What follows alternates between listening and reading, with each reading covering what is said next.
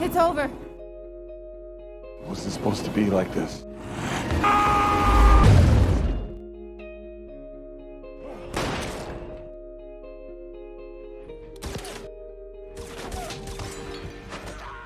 Today, we're going to tell you the storyline of a movie called Sweet Girl from the year 2021. Telling us the story of a boxer coach to unravel his corrupt government's dark nature as revenge for his wife's death. Saving lives. And without any blah blah blah blah, let's get straight into the video. But before we start, please support our channel by subscribing and click the bell icon for future notifications. Now, let's start. The movie started with a scene of a guy named Ray Cooper who was being chased by the FBI. Until at one moment, the FBI managed to corner Cooper on the stadium grandstand roof. One of the agents tried to coax him to turn himself in peacefully, but then unexpectedly, Supposed to be like this. Cooper decided to jump off the building and dive into the sea. The scene then shifted back to several years earlier, when Cooper and his family were enjoying their vacation in the middle of the woods. A beautiful, lovely scene of Cooper with his beloved wife and daughter. Until his wife's cancer suddenly relapsed and messed up his family life. But their Cooper tried to stay strong and went through the ordeal. This is for you. It's not much. No, it's perfect. Thank you. Here we know that Cooper was a well-respected boxing coach, and not only that, his daughter named Rachel also seems to inherit his boxing skills. One day, a doctor named Dr. Wu approached Cooper and told him that his wife's cancer might be cured with fairly affordable meds that were about to be launched by the BioPrime pharmacy. Cooper seemed so excited with the news, considering how helpless he was when his wife relapsed. Few days has passed, his wife still had not received any medication. Cooper was worried with his wife's worsening condition. He then hurriedly went to Dr. Wu to ask about the medication he told him about. But their Cooper was struck by the news that the pharmacy that was about to launch the new meds canceled the launch with no reasons. Which of course will affect not only Cooper's wife herself, but also every one of the cancer sufferers. At night, Cooper saw a talk show on TV talking about the canceled meds launch with the CEO of the BioPrime named Simon Keeley. There, Simon was asked questions by a female congresswoman named Diana Morgan, where she speculated that Simon intentionally canceled his meds launch so that it would go rare and rockets its price.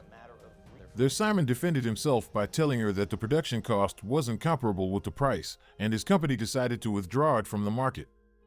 Cooper was so disappointed with Simon's reasons and decided to make a call to that show. There he said aloud that if his wife passed away, he would hunt Simon down and would kill him barehandedly. Listen, I'm so sorry. Believe it or not, Saving lives. You've already taken everything. it's impossible. If my wife dies, it's your death sentence. I'm gonna kill you. My bare hand. Dad? Several days later, Cooper's wife, who had never received the new medications, eventually passed away, and Cooper was so devastated by it.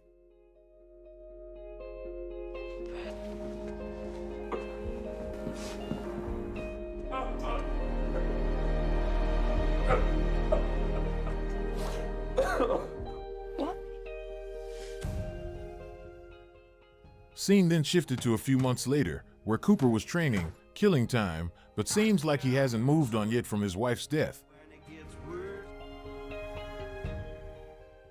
When Cooper and Rachel were at home, Cooper suddenly received a call from a journalist named Martin Bennett, telling him that he might be able to help Cooper to find justice for his late wife. There, Martin also told him that he has evidence of the elite's involvement in that cancer meds case, and asked Cooper to meet him at the train station in 20 minutes. And it turns out that Rachel has followed her dad to the meeting without him knowing. There, Martin told Cooper that there were some officials who bribed Simon to withdraw the cancer meds from the market. There, Martin also told him that he had more than enough evidence to throw them officials to jail. But then, before Martin was able to say more, an assassin suddenly appeared and stabbed him and led Cooper to a fight against the assassin. Run! Rachel, who was also there, then decided to help her dad, but then the assassin managed to throw Rachel out of the train. Cooper was still fighting the assassin until he finally managed to take him down, but when he checked on his daughter, the assassin approached him so suddenly and stabbed him down.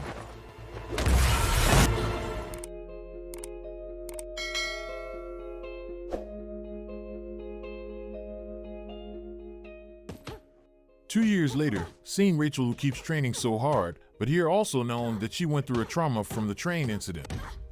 Even worse when she nearly killed her opponent in a sparring. Beautiful. We can see it open. Beautiful. Rachel! Meanwhile, Cooper was busy arranging his strategy to avenge the elites, including Simon, the Bioprime CEO.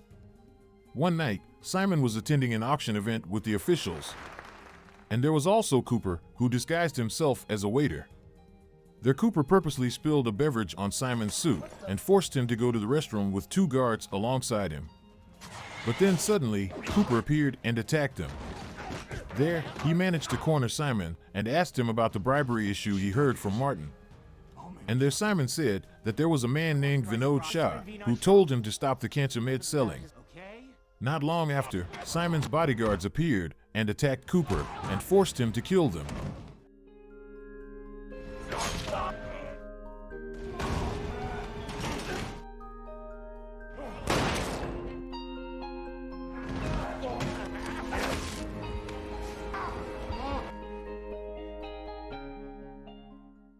Soon after that, Cooper went home and brought his daughter away from there, considering that the person he just killed was an important person.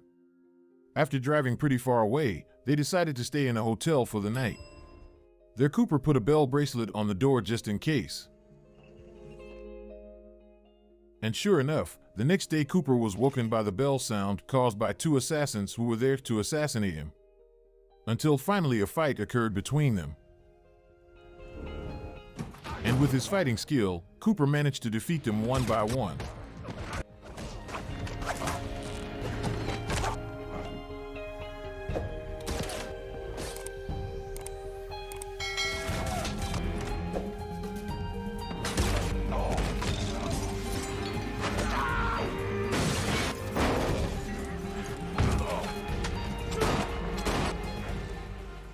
Soon after he defeated them, Cooper immediately took the assassin's phone and guns and took Rachel into the woods to avoid their chasers. Here, Cooper found out from the assassin's phone that Vinod Shah would pass through the area. Not long after, Cooper was approached by Rachel, telling him to stop his plans because she was afraid if she would lose him too. But then Cooper refused and told her that it would end as soon as Shah was killed. Go after Shaw. As long as we're on the same page. Their Cooper then chopped down a tree and put a roadblock before a tunnel to prevent other people from getting through the road. At night, Shah and his men were about to go, and turns out there were Cooper and Rachel watching them from afar. Cooper then immediately went to the tunnel to remove the roadblock he put on earlier.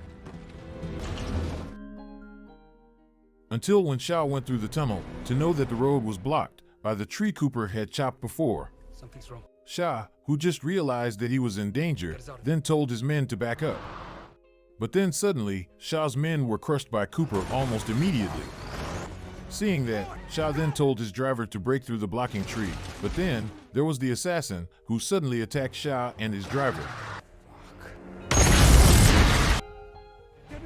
Shah then tried to sneak out of the scene, but then Cooper managed to capture him, pointed a gun at him, and asked him about who sent the assassin who killed Martin the journalist. But before he even said anything, Shah then was shot dead by the assassin from afar. Worried about Rachel's safety, Cooper then decided to escape the scene.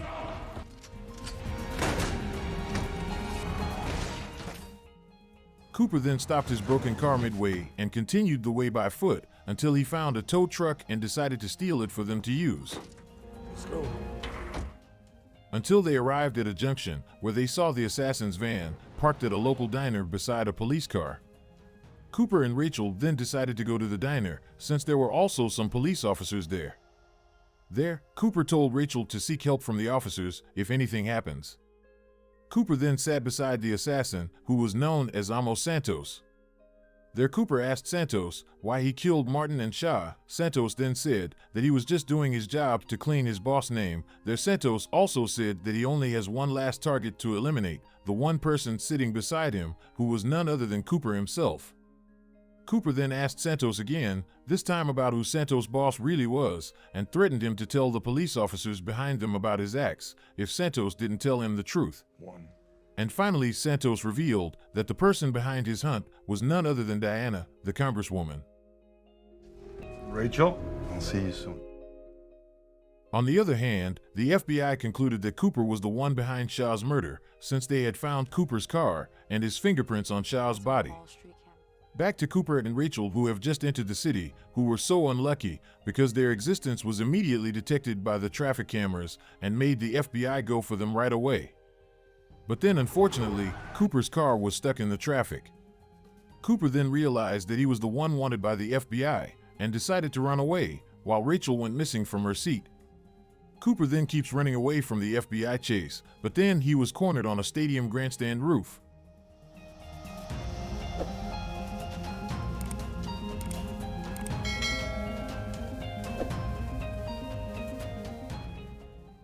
And here is the crazy twist reveal. You are not him. Where Cooper was actually Rachel the whole freaking time. And the real Cooper was actually killed in the train attack 2 years earlier. Turns out that her trauma made her think that she was Cooper, who had to continue her father's determination for revenge.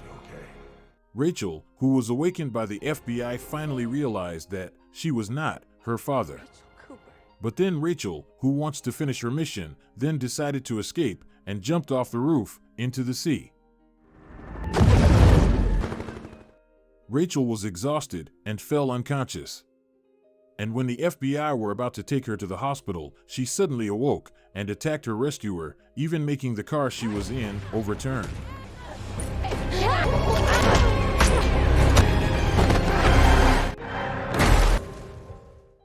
Rachel then used that split-second chance to run away from the FBI agents.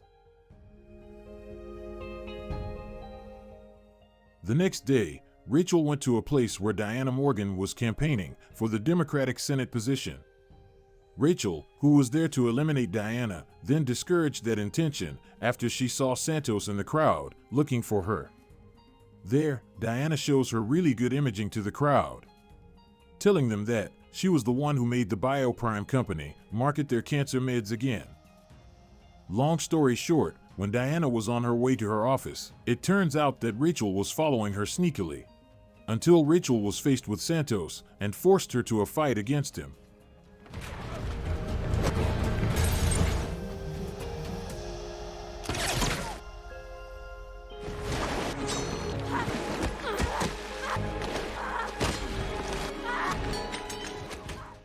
Rachel was nearly killed in that fight, but then she saw a flashback of her parents, as if they were encouraging her to hang on.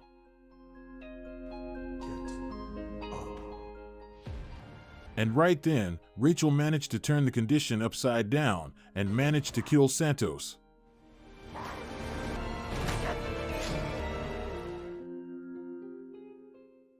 Soon after that, Rachel went to confront Diana and forced her to confess all her crimes. You're a liar. They're bribed. The Diana finally confessed that she was the one who bribed the Bioprime company to withdraw the meds from the market. And she put on the hero mask by relaunching the meds under her order. She even has sent some assassins to eliminate everyone who might destroy her reputation. It was all done to smoothen her path because she was about to be announced as the Senate candidate in the near future. Hearing the confession, Rachel then left and spared her life. Security! It turns out that Rachel had recorded the whole confession in her phone, which then she sent it to the FBI.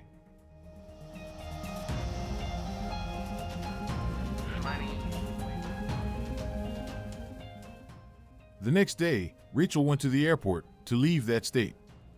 On the plane, she saw news from another passenger's tab that Diana was already arrested by the authorities. And the movie finally ended.